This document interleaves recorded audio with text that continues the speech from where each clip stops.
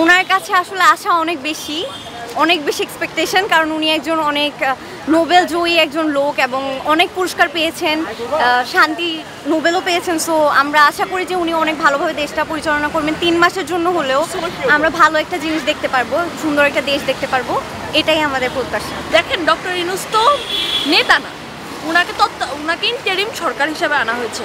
এখন আমাদের দেশে যে ক্রান্তিকাল, এই ক্রান্তিকালে উনি আমাদের দেশকে একটা গঠনে সাহায্য করবে, তারপরে আমাদের একটা গণতান্ত্রিক উপায় একটা নির্বাচন হবে।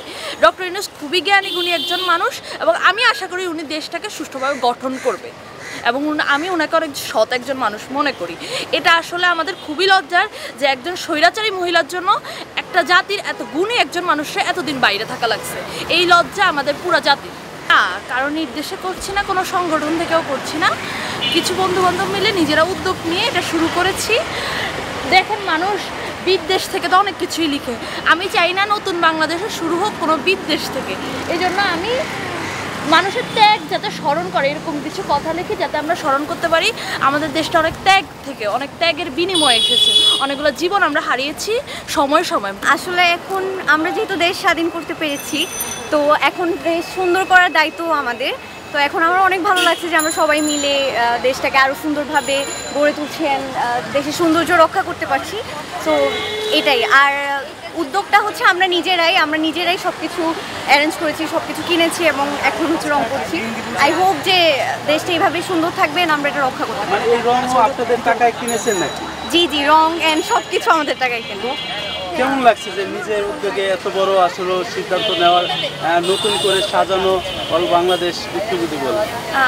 এখন নতুন করে সাজানোর ব্যাপারটা এই জন্য মনের ভিতর আসছে, কেননা আমরা যেহেতু দেশটা আমরাই স্বাধীন করেছি বলতে গেলে, তো আমাদের উচিত এখন এই সৌন্দর্যটাও রক্ষা করা এবং নিজেই সুন্দর করে গড়ে তোলা। কারণ যেহেতু আমরাই ভবিষ্যৎ জেনারেশনের জন্য কাজ করব, সো সুন্দর করে তোলারও দায়িত্ব আমাদের। শিক্ষার্থীদের উদ্দেশ্যে বলবো যে আমাদেরকে বলা হতো আমরা হচ্ছে জেনজি, আমরা কিছুই পারি না, আমরা শুধু ফোন টিপি, ভিডিও বানাই, এগুলো। বাট অ্যাকচুয়ালি এখন দেখা যাচ্ছে যে আমাদের এসবের জন্যই এখন দেশটা স্বাধীন হতে পেরেছেন। সবাই অনেক বেশি সাহসী, সব ছেলে সব মেয়ে সবাই, প্রাইভেট ইউনিভার্সিটি হোক পাবলিক ইউনিভার্সিটি হোক, সবাই অনেক বেশি সাহসী। তো সবাইকে অনেক ধন্যবাদ আমাদের এই দেশটা স্বাধীন করার জন্য। আমার মনে হয় সবার এখন যেভাবে শিক্ষার্থীরা কাজ করছে অ্যান্ড ট্রাফিক সিগন্যাল তারা দেখতেছে, কোনো পুলিশ নাই, সো এভাবেই আশা করি দেশটাকে তারাই দেখবে ভবিষ্যতেও। অ্যান্ড এটাই আমার প্রত্যাশা। অনেক জীবনের বিনিময়ে আসলে স্বাধীনতা পেয়েছি, এটা আসলে আনন্দের থেকেও বেশি আমার কাছে কষ্টের। আমি যখনই খুব বেশি আনন্দ করতে যাই তখনই আমার মনে হয় যে আবু সাইদ কখনো আসবে না, মুগ্ধ কখনো ফিরে আসবে না। একটা মানুষ সে চলে যাওয়ার জন্য এতগুলো প্রাণ ঝরে যাওয়া লাগলো, এতগুলো সম্ভাবনাময় জীবন ঝরে যাওয়া লাগলো, এটা আসলে কখনোই কাম্য নয়। এবং এই যুগে, সভ্য যুগে এসে আমরা যদি পাকিস্তানি বর্বরতায় ফিরে গেছি, এটা আসলে অনেক লজ্জাজনক, জাতি হিসাবে অনেক লজ্জাজনক যে সেই ছাত্রদের প্রাণ দেওয়া লাগলো।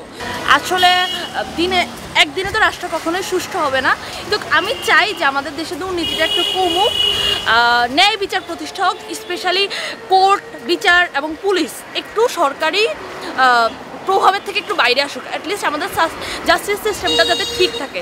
একটা দেশের জাস্টিস সিস্টেম ঠিক থাকলে বাকি সব কিছুই ঠিক থাকা অনেক সহজ হয়ে পড়ে। যেসব বাবা মারা আন্দোলনে তাদের সন্তানদের আসতে দিয়েছেন, তারা হলো প্রকৃত বীর। আমার আব্বু আম্মু যদি আমাকে আন্দোলনে না আসতে দিত, আমার আব্বু আম্মু যদি আমাকে ওই সাহসটা না জোগাতো, তাহলে তো আমি কোনোদিনই আসতে পারতাম না।